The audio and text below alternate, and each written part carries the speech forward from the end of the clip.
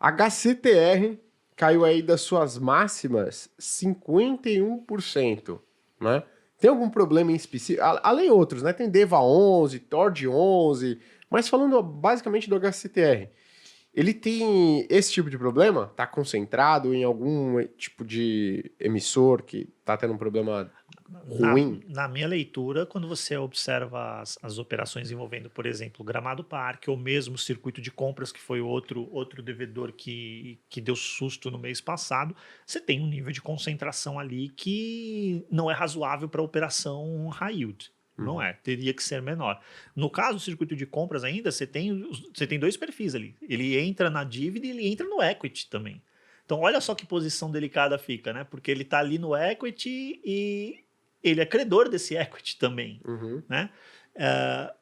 Em relação ao hectare, você ainda tem outros fatores que outros fundos que você citou aí, Tord, o Versalhes, estão ali dentro do mesmo grupo econômico, né? Onde administradora, gestor, estão tudo ali no mesmo grupo econômico, as gestoras desses fundos, né?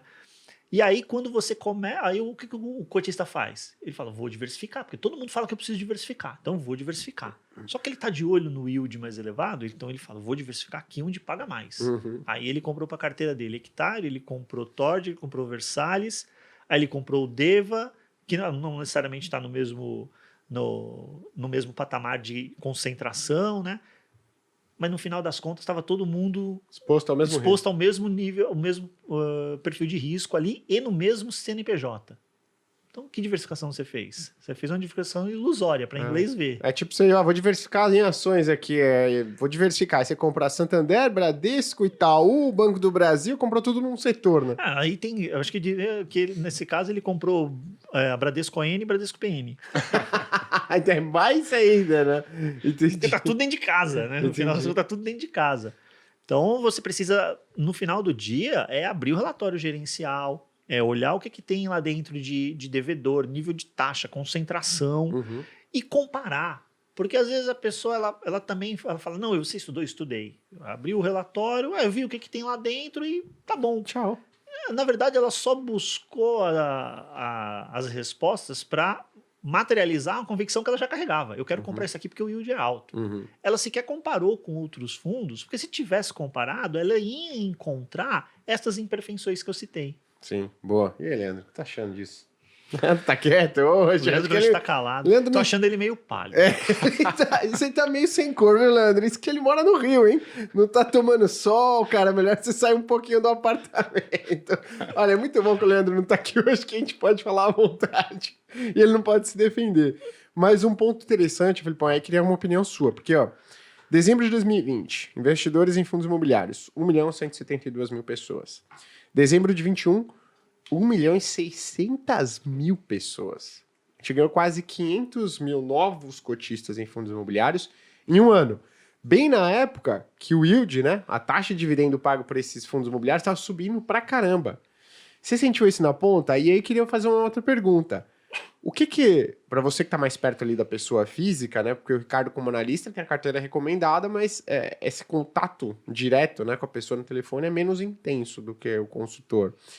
O que a pessoa tá atrás quando ela vai no fundo imobiliário? Né? Ela chega para você e fala, antes de ter acesso a toda a inteligência da Portfel, eu quero fundo imobiliário porque eu quero isso daqui.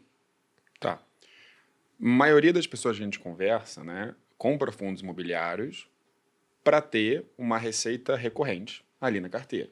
Então ela vai montar uma carteira de fundos, né, e vai ter esses dividendos, falar, com esses dividendos eu vou ter minha aposentadoria, vou ter um fluxo de caixa mais elevado e por aí vai. E não tem problema você pensar em fundos imobiliários, ou nesse quesito até ações, para receber dividendos. O problemático, a gente volta na questão do veneno, né? Da dose. O que não dá é para uma pessoa com perfil muitas vezes conservador, como são a maioria das pessoas mesmo, ter 100% de fundos imobiliários. E aí a situação fica ainda mais grave quando dos 100% de fundos imobiliários, 90% está em fundos high yield, que tem um overlapping ali de posições. Então, poxa, imagina só, você tem todo o seu dinheiro, você trabalhou a vida inteira, juntou seus X mil reais, né? 100 mil, 200 mil, 500 mil, 1 milhão, por aí vai, botou 100% de fundos imobiliários para receber uma renda. por um tempo isso funcionou. 1, 2 anos. E aí você, do nada, descobre que vários dos seus fundos imobiliários tinham posições iguais e algumas até em situações mais delicadas de um possível conflito de interesses. E aí tudo desaba. Não vou dizer virar pó, né? Porque não quebrou, mas assim, começa a cair 30%, 40%, 50%. Então, além do dividendo não passar a acontecer mais ou diminuir significativamente, porque os credores não estão... quem pegou a dívida não está pagando, né? Você ainda tem uma queda significativa do seu patrimônio. E aí você ainda fica preso, porque você tem menos dividendo. Aí o que você vai fazer? Você vai vender? Só que se você vender, você está vendendo por uma queda já de 50%, né?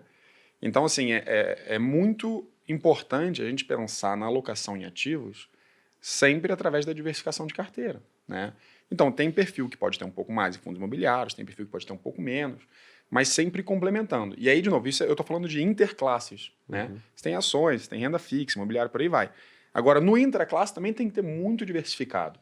E acho que o Ricardo ele falou uma palavra que foi excelente ali, que foi a pulverização, né?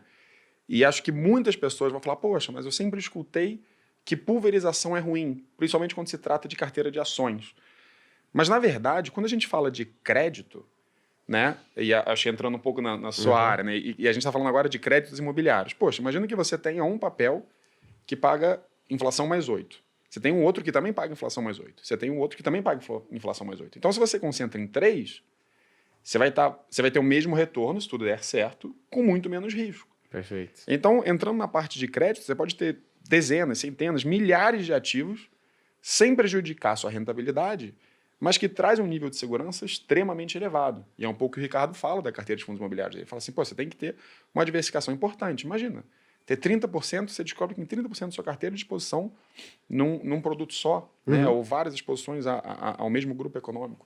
Então, tem que ter, de novo, né? Eu sempre reforço, quando a gente fala de consultoria, a gente fala de gestão patrimonial, né? De preservação de patrimônio, é muito importante ter uma carteira diligenciada e bem diversificada. Né? É legal isso que você falou, porque a gente sempre fala também, né, na speech, quando o assunto é renda variável, ações, fundos imobiliários, é legal você diversificar. Então, você encontrar uma quantidade de ações de fundos imobiliários que reduz o seu risco, mas não afete a sua expectativa de retorno. Se você pulveriza, né, em ações e fundos imobiliários, você acaba o quê? Chegando num platô, digamos assim, de risco, que é inerente do mercado de ações, mercado de fundos imobiliários, só que você começa a diminuir sua expectativa de retorno. No mercado de renda fixa, como o Felipe bem colocou, não existe isso, né? Por quê? Porque tem uma taxa pré-determinada de remuneração. Então, no melhor dos casos, aquela vai ser a sua rentabilidade máxima, tá? E no pior, é zero. Você perdeu tudo. Então, quando a gente está falando de um ativo de renda fixa, né, uma carteira de renda fixa, é legal que você pulverize, né? Por quê? Se você pulverizar, pega o seu dinheiro e quebra ele em dezenas, centenas de pedaços, sua expectativa de retorno continua a mesma. A única coisa que você vai reduzir é o quê? O seu risco. O melhor dos mundos, né? Então, esse foi um ponto muito bom.